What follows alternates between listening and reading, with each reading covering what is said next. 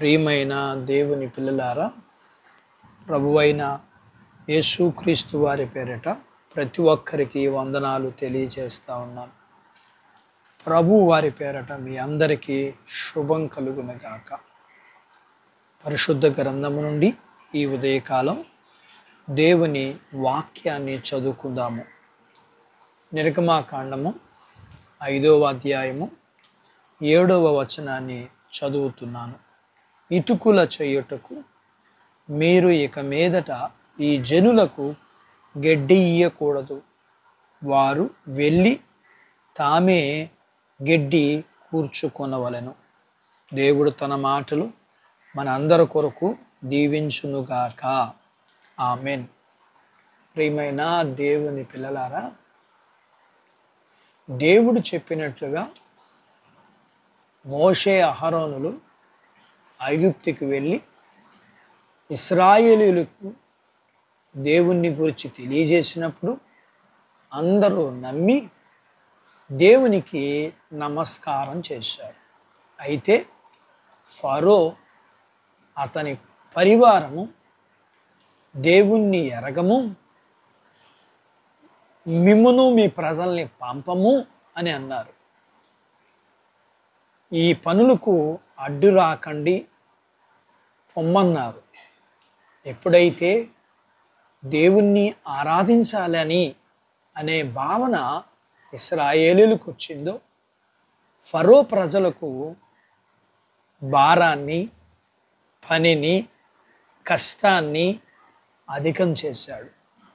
ఇటుకలు తయారు చేయుటకు కావలసిన సామాగ్రిని అంతటినీ ఇచ్చేవారు గత కాలంలో.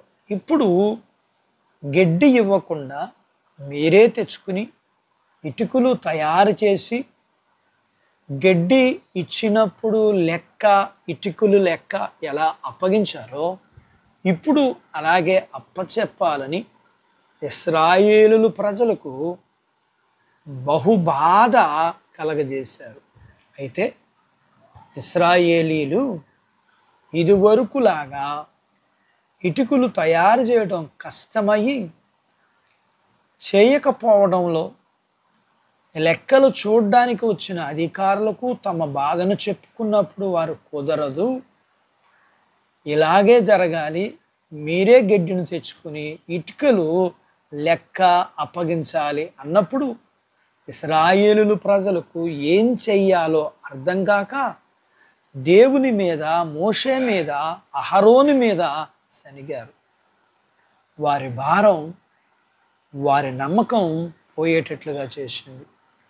దేవుని మీద, దేవుని సేవకుల మీద, దేవుని బిడ్డలు నిజ ఆరాధికులుగాను, నమ్మకస్తులుగాను, ఇష్టలుగా, దేవునికి ఇష్టలుగా ఉండాలని ప్రయత్నిస్తున్నప్పుడు అపవాది వీరికి అలాగనే మరి మీకు అధిక బాధలు కలగజేయటాన్ని బట్టి ఆరాధనా భావం పోయి దేవుని మీద, దేవుని సేవకుని మీద తిరుగుబాటు ధోరణి కలగజేసి నష్టపోయేటట్లుగా చేయాలని చూస్తాడు అపవాది. భయపడవద్దు, అపవాది తంత్రములకు లోను కావద్దు. దేవుని వాగ్దానము ఉన్నది.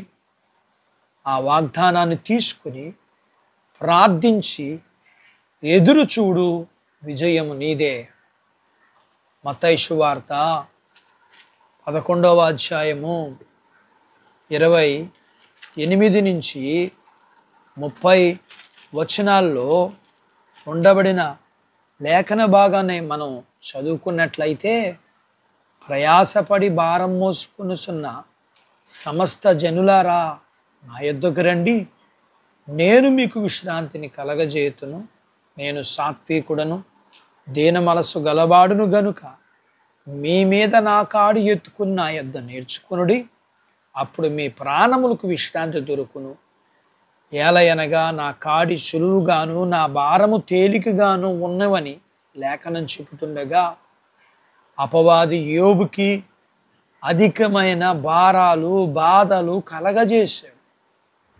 యోబు దేవుని మీద తిరుగుబాటు చేయలేదు, కానీ దేవుణ్ణి స్తుతించాడే కానీ తిరుగుబాటు చేయలేదు. వాక్యం వింటున్న దేవుని బిడ్డ, నీ బాధలలో కృంగిపోక తిరుగుబాటు చేయక దేవుణ్ణి స్తుతించి నీకున్న భారాలు బాధలను దేవుని చేత విడుదల పొంది విడిపించబడి అనేకులకి దీవెనకరంగా ఉండడానికి దేవుడు నీకు సహాయం చేయునుగాక. ఆమేన్. దేవుడు తన మాటలు మనందరి కొరకు దీవించునుగాక. ఆమేన్. ప్రార్థించుకుందాం. మమ్మల్ని మిక్కిలిగా ప్రేమించిన మా ప్రియ పరలోకపు తండ్రి, మీ పరిశుద్ధ నామమును బట్టి మీకు వందనాలు చెల్లిస్తూ, వాక్యం విన్నా మీ పిల్లల కొరకు ప్రార్థన చేస్తూ, ప్రభువా మీ పిల్లలు మిమ్మల్ని ఆరాధించాలని, మీకు ఇష్టలుగా ఉండాలని కొనుప్పుడు అపవాది కలిగించే ప్రతి బాధలో కృంగిపోక వెనుతిరిగిపోక మిమ్మల్ని స్తుతించి ఆరాధించి మీ చేత దీవెన మేలు విడుదల పొందుకుని అనేకులకి మాదిరిగా ఆశీర్వాదకరంగా ఉండగలగటానికి సహాయం చేయమని, వీరిని వీరి కుటుంబాల్ని వీరికి కలిగిన అంతటినీ దీవించమని, చిన్న బిడ్డలను యవనస్తులను వృద్ధులను స్త్రీ పురుషులను వారి చదువులు ఆరోగ్యాలు ఉద్యోగాలు వివాహాలు పొలాలు పశువులు చేతి పనులు మీరు దీవించమని, ప్రతి వారికి ఉన్న అప్పుల బాధల నుంచి విడుదలమ్మని, ప్రతి వారికి కావలసిన కనీసపు అవసరతలన్నీ మీరు తీర్చమని, ఎండల నుంచి భద్రపరిచి వర్షాలను ఇమ్మని, వివాహములు కాని వారికి వివాహములు జరగటానికి, గర్భం లేని వారికి గర్భఫలాన్ని ఇమ్మని, గర్భం కలిగిన వారికి సుఖమైన ప్రసూతి అయిన తల్లి పిల్లలకు ఆరోగ్యాలు ఇవ్వని, మీ పిల్లలని అన్ని విషయాల్లో మీరు దీవించి ఆశీర్వదించమని యేసు ప్రభు వారి పేరట ఈ ప్రార్థన మీకు చేస్తున్నాము తండ్రి. ఆమెన్. దేవుడు మిమ్మను దీవించునుగాక. ఆమెన్.